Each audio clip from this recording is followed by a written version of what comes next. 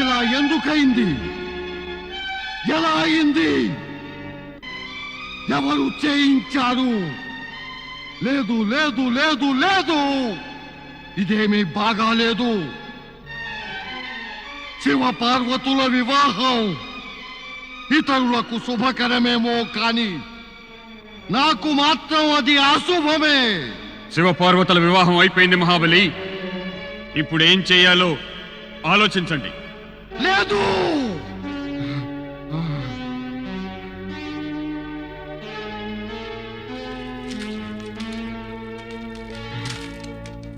ఇప్పుడు చింతిస్తే ఏం లాభం మహాబలి? అయితే మరేం చెయ్యాలి? నృత్యగానాలు చేయనా?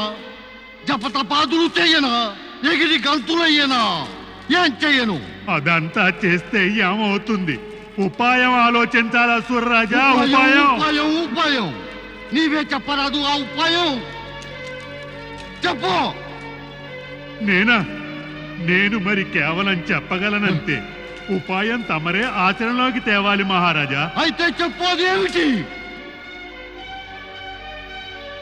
శివపార్వతుల వివాహం అయిపోయింది, కానీ దేవి దేవతలంతా తిరిగి వెళ్ళడానికి సమయం పడుతుంది.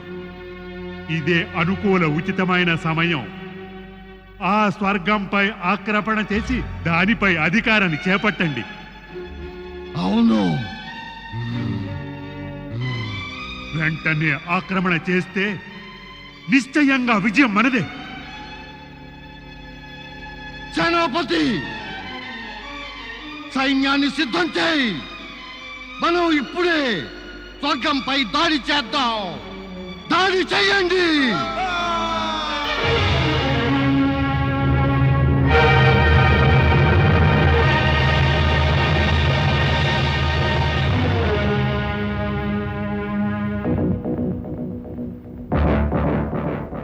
వీర దానవులారా, మనం నక్షత్రలోకంలో ప్రవేశించబోతున్నాం. సాగండి స్వర్గం వైపుగా.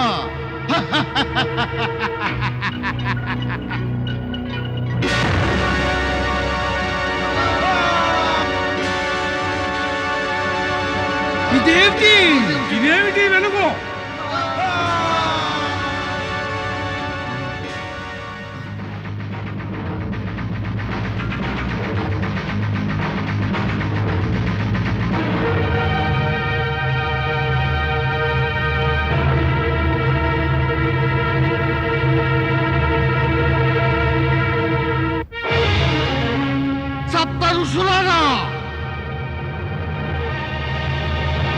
తారకాసుర, స్వర్గలోకం దాకా ఎందుకు? నీవు నక్షత్రలోకంలోకి కూడా ప్రవేశించలేవు.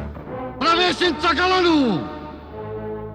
నీకు మా శక్తి అంటే ఏమిటో తెలియదా? శక్తి అనేది నీ వద్ద ఉంటే కదా.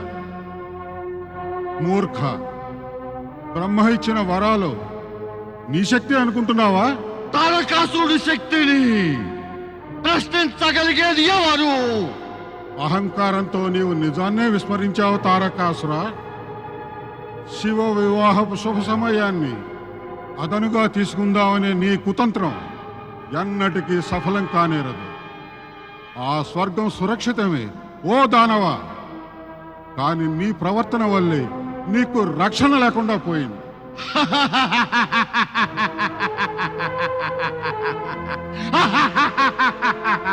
నీవు చేస్తున్న అహంకారపు అట్టహాసం నీ పతనానికే కారణమవుతుంది తారకాసుర. మహాదేవుణ్ణి ఎదిరించే దుస్సాహసం చేస్తున్నావా? ఆ దేవేశ్వరుడికి తెలుసు దేవతలంతా పెళ్లి హడావిడిలో ఉన్న అతను తప్పక తీసుకుంటావని. నీవు అధపతనం అవటం కూడా పూర్వ నిశ్చితమే.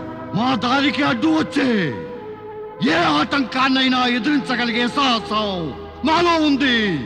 మూర్ఖుడా, నీవు వెంటనే వెళ్ళిపోయి ఇక్కడి నుంచి, లేకుంటే నీవు భూలోకం ఎప్పటికీ చేరుకోలేవు. వెళ్ళిపోనా? ఏం ప్రయోజనం కోరి నేను ఇక్కడికి వచ్చాను? అది పూర్తి కాకుండానే నేను వెళ్ళిపోవాలా? శివ పార్వతుల వివాహాన్ని జరిపించి నీవేమో శివపుత్రుని జన్మ సంభవం కావించావు. అంటే నా వధకు ఏర్పాటు చేశావు నీవు. నేను కూడా మీ అందరిది వినాశనానికి ఏర్పాటు చేస్తాను. వీర దానవులారా, ఆక్రమణ చేయండి బుద్ధి బలం గల ఈ ఋషులపై.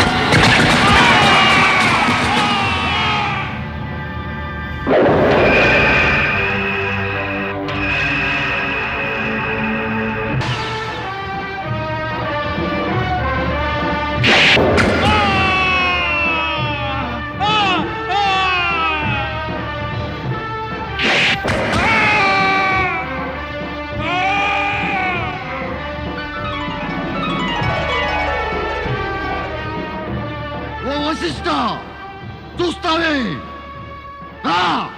నాతో యుద్ధం చేయి.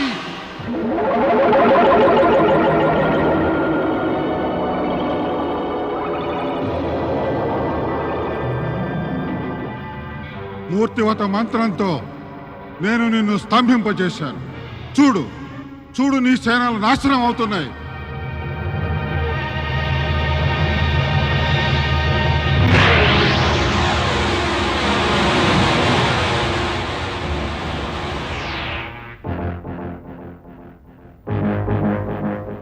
స్థిర మంత్రం నుంచి నీకు విముక్తి కలిగిస్తున్నా.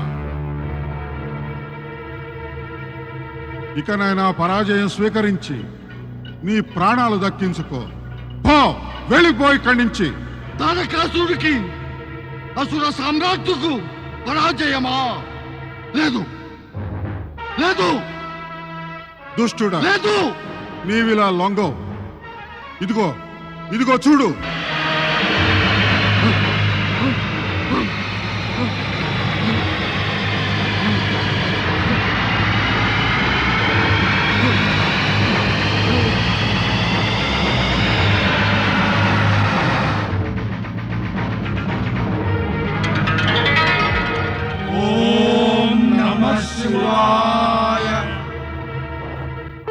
ప్రభు,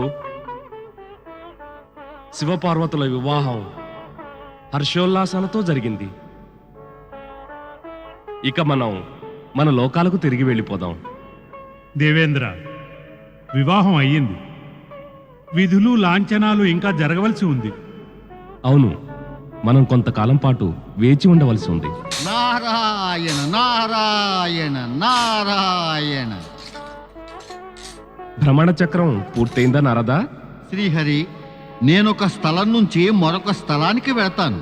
అక్కడికి వెడితేనే గాని నా భ్రమణం పూర్తవదు. కాని తమరు, పరమపిత బ్రహ్మదేవులు, ఆ త్రికాలదర్శి శివుడు స్వయంగా వెళ్లకుండానే తమ పరోక్ష శక్తి వల్ల పనులన్నీ కూడా అవలీలగా పూర్తి చేసుకుని వస్తారు. బహుశా నువ్వేదో కొత్త కథ ఏదో వినిపించబోతున్నావేమో నారదా. కథ కాదు పరమపిత, సత్యమే. పరమ సత్యం, గొప్ప సత్యం. ఆ శివశంకరుని కృపను, భక్తవాత్సల్యాన్ని చూడండి. మనమంతా ఇక్కడ శివశంకరుల వివాహంలో పాల్గొందామని వచ్చాం. కానీ అక్కడేమో తారకాసుని అత్యాచారాల నుండి శివశంకరులు తాము అక్కడ లేకుండానే తమ పరోక్ష శక్తితో భక్తులను రక్షించారు. స్వర్గం సురక్షితమేగా దేవర్షి. ప్రత్యక్షంగా వెళ్ళకపోయినా భక్తవత్సరుడైన పరమేశుడు తన భక్తులను రక్షిస్తాడు దేవేంద్ర. మరి తమరెందుకు చింతిస్తున్నారు? స్వర్గం సురక్షితమే దేవేంద్ర. భక్తవత్సలుడు పరమేశ్వరుడు శివశంకరునికి జయము! భక్తవత్సలుడు పరమేశ్వరుడు శివశంకరునికి జయము! ఇక్కడ నుంచి సెలవు తీసుకునే ముందు పరమేశుని అనుజ్ఞ తీసుకోవాలి. ఇప్పుడు ఆయన పెళ్లి విడిదిలో దేవీమణుల మధ్య ఉన్నారు. దేవీమణులు వదలాలి, అప్పుడేగా ఇచ్చేది అనుజ్ఞ. పరమేశ, తమరు చింతించకండి. కొద్ది దినాలు పార్వతి మాతో పాటు బ్రహ్మలోకంలో ఉంటుంది. తర్వాత తమ వద్దకు కైలాసానికి వచ్చేస్తుంది. అలా ఎలా కుదురుతుంది? బ్రహ్మలోకంలో ఉండి వెళ్ళాక కొద్ది దినాల పాటు మాతో కూడా వైకుంఠంలో ఉంటుంది. మేము ఆమెను కైలాసం పంపిస్తాం. తమరు ఏమీ చింతించకండి పరమేశ. మీరిద్దరూ కలిసి నన్ను చింతలో పడవేసే ఏర్పాట్లన్నీ చేస్తున్నారు. పైగా మమ్మల్ని చింతించనవసరం లేదంటున్నారు. అది నాకెలాగూ తప్పదు. వింటున్నావా పార్వతీదేవి? నీవు లేకుండా పరమేశ్వరుడు యుగాలే గడిపేశారు. ఇప్పుడేమో ఒక్క నిమిషం కూడా నిన్ను విడిచి ఉండలేనంటున్నారు. యుగాలు గడిపానంటే యుగ యుగాల ఈ మా కలయిక కోసమేగా. ఇక ఈ మధుర కలయిక గొప్పది, వ్యాప్త సత్యము కాగలదు. తమరిద్దరూ చింతించకండి దేవీ మండలారా. బ్రహ్మదేవా, ఒకరొకరుగా అతిథులంతా వెళుతున్నారు. ఇక మనం కూడా బయలుదేరవలసి ఉంటుంది. అప్పగింతలు అయ్యాకే వెళ్ళగలము శ్రీహరి. హిమవంతుడెందుకనో అప్పగింతలు పెట్టడానికి ఆలస్యం చేస్తున్నారు. నారాయణ నారాయణ నారాయణ శ్రీమన్నారాయణ నారాయణ నారాయణ. ఎక్కడికి వెళ్ళిపోయావు నారదా? తమరి చరణాల్ని, తమరి శరణను వదులుకుని నేనెక్కడికి వెళతాను ప్రభు? నారదుడికి మరొక స్థానం అంటూ ఉంటే కదా. నేనేమో పరమేశ్వరుని లీలలను మాత్రమే చూసేవాణ్ణి. చూడబోకు ఈ లీలలను. ఏం ప్రభు? ఇక నారద లీల ఆరంభమవుతుంది. నారాయణ నారాయణ. అది తమ వంటి దేవతలే మొదలెట్టిస్తారు. నేను మాత్రం కేవలం వాటికి రూపాన్ని ఇస్తాను. అది తమ అనుజ్ఞతోనే, లోక కళ్యాణ నిమిత్తమే. సరే నారదా, అప్పగింతలు ఎప్పుడు మొదలవుతాయి? హిమవంతుడు తొందరగా అప్పగింతలు పెట్టదలుచుకోవటమే లేదు. నేను అనుకోవడం ఏమిటంటే, శివపార్వతుల వివాహం హర్షోల్లాసాలతో జరిగిపోయింది. దేవతల అసంపూర్తి కార్యం కూడా పూర్తయితే బాగుంటుంది. నారాయణ నారాయణ. నారదా, నీవెప్పుడు సాంకేతిక భాషనే ఉపయోగిస్తావా? స్పష్టంగా చెప్పు, ఏం చెప్పదలుచుకున్నావు? శ్రీహరి, సంపూర్ణ జగత్తు ఎవరి సంకేతాల మీద నడుస్తోందో వారికి మరి సాంకేతిక భాష అర్థం కావడంలో కష్టం ఎందుకుంటుంది? ప్రభు, నా అభిప్రాయంలో దేవతలకి తారకాసురుడి అత్యాచారాల నుండి విముక్తి ఎప్పుడు? అన్ని పనులు యథా సమయంలోనే జరుగుతాయి. ఈ పని సమయానికే పూర్తవుతుంది. నారదా, దేవేంద్రుడికి దేవతలకు ప్రతినిధిగా నీవు వారి పక్షాన ఆలోచించడం లేదు కదా? వారు గాని నిన్ను ఈ ఉద్దేశంతోనే పంపారా? లేదు లేదు ప్రభు, నేను నా మనసు ప్రేరణ వల్లే అంటున్నాను. తారకాసురుడి అత్యాచారాల నుండి దేవతలను కాపాడవలసిందే. శ్రీ మహావిష్ణు, సృష్టికర్త బ్రహ్మదేవ, దేవర్షి నారద, మా సాదర ప్రణామాలు స్వీకరించండి. హేమవంత, మొట్టమొదట ఓ మాట చెప్పండి. అప్పగింతలు ఎప్పుడు పెట్టదలుచుకున్నారు? ఈ విషయం గురించే తమందరికీ విన్నవించవచ్చాను. ఇందులో విన్నపమే ఉంది. హిమవంత, ఇది విధియే. వివాహం తర్వాత అప్పగింతలు జరగాలి కదా. నేటిది శుభముహూర్తమే. ఈ కార్యం నేడే ముగించండి హిమవంత. కానీ నేను విన్నవించేది ఏమిటంటే, శివుడు, తక్కిన పెళ్లివారు మరికొన్ని రోజులు దయతో మా ఆతిథ్యం స్వీకరించాలని. నారాయణ నారాయణ. హిమవంత, తమరు పుత్రికపై మమతను వీడలేకున్నారు. దేవర్షి నారద, సంతానం యొక్క మమత నుండి ఏ తండ్రి విముక్తుడు కాలేడు. పార్వతి వివాహం శివునితో జరిగిపోయింది పర్వతరాజా. పుత్రికపై ఎక్కువ ప్రేమ ఉచితం కాదు. కన్య మరి పరాయి ఇంటికి వెళ్ళవలసిందే కదా. ఇక తమరు శివపార్వతులకు వీడుకోలు చెప్పండి. అదే నేను కోరుతున్నాను బ్రహ్మదేవ. అయితే ఆలస్యమేలా? పార్వతి సఖియలు స్వయంగా మైనారాణి కోరేది ఆమె కూతురు, అల్లుడు కొన్నాళ్ళు ఇంకా వారితోనే ఉండి గడపాలని. అది అడగటానికి నాకు అధికారం లేదు. తమకు నా విన్నపం ఏమంటే మీరు ఈ విషయంలో నాకు సహాయపడాలి. ఆహాహాహా, ఏం విన్నపం హిమవంతా! ఆహా, తమరి ఈ వినమ్ర విన్నపంలో వందనముంది, వీడ్కొలు వేదన ఉంది, కొంత ఆవేదన ఉంది. ఏ భావాలతో, భాషతో, భంగిమతో తమరు విన్నపం వినిపించారంటే ఇప్పుడు తమరే గనక శ్రీ మహావిష్ణువును వైకుంఠాన్ని, పరమపిత బ్రహ్మదేవుని బ్రహ్మలోకాన్ని ఇమ్మని అడిగితే కూడా వారిచ్చేస్తారు. ఎంత సరళ సహజ సుగమ భాషలో తమరు తమ విన్నపం వినిపించారంటే దాన్ని నిరాకరించే కఠోరత్వం ఎవరికి మాత్రం ఉంటుంది? అవునా ప్రభు? నేను నిజం చెప్పలేదా పరమపిత? నారద, నీవు నీ తండ్రిపై కూడా నీ లీలలు ప్రయోగించక మానవు కదా. నారాయణ నారాయణ. పరమపిత, తమరికి బాగా తెలుసుగా మన అందరి లీలలు శివలీలలకు అధీనమే.